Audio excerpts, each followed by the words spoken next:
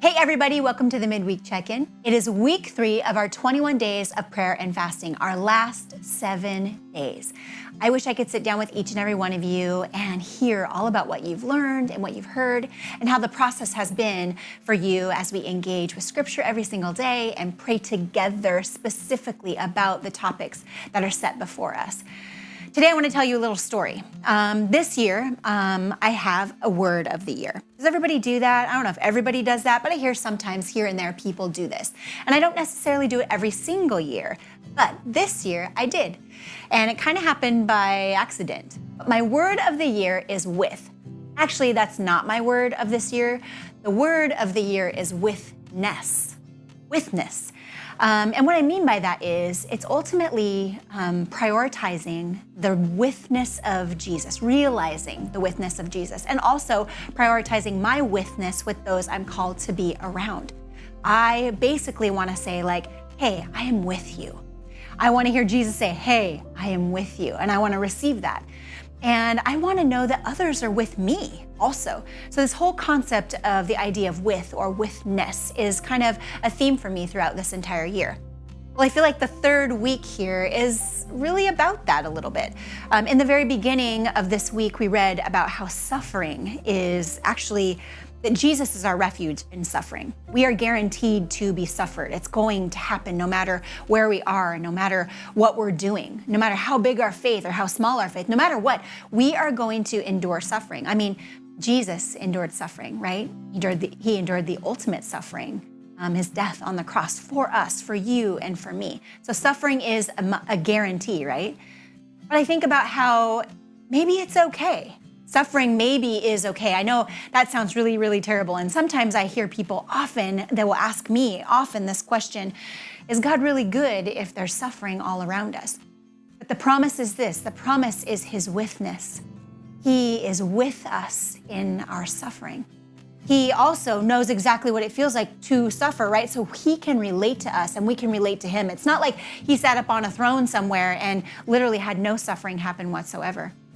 Now, toward the end of our week, we're talking about the Great Commission and how we're called to go out and to make disciples, to ultimately be the hands and feet of Jesus. Now, when we make disciples and we work toward this, I want to make sure that we understand that it doesn't mean that we like override everybody and let me teach you the way and, you know, kind of demand or command. It makes me think of when we go on mission trips, it's important for us to enter into the culture of which we are called to.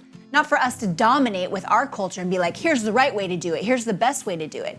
That's not what it feels like at all. Now, I will say that in order for us to do that in a grace-filled and surrendered way, we must have Jesus with us.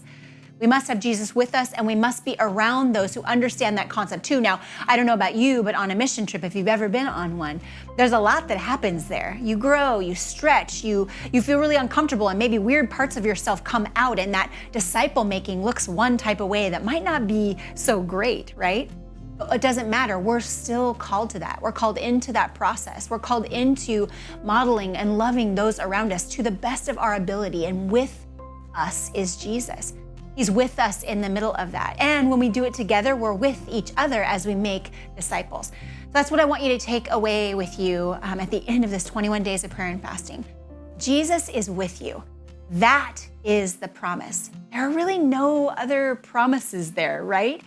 He is working, he is moving, he is for us, but he's also with us. And that is the guarantee, whether we're dealing with suffering or trials, or we're being intentional about making disciples, he is with us in the midst of that. And we are ultimately invited into his mission, right? It's not ours. So thy will be done. May we be surrendered to him, especially at the end of these 21 days after all we have learned and all we've practiced. May you carry this practice on from here. Continue to stay in Scripture. Make sure you pick up a reading plan. We have them on with the little bookmarks, okay, for the next week. We don't want to miss a week. And then making sure that we are just praying, being prayerful with one another and for one another.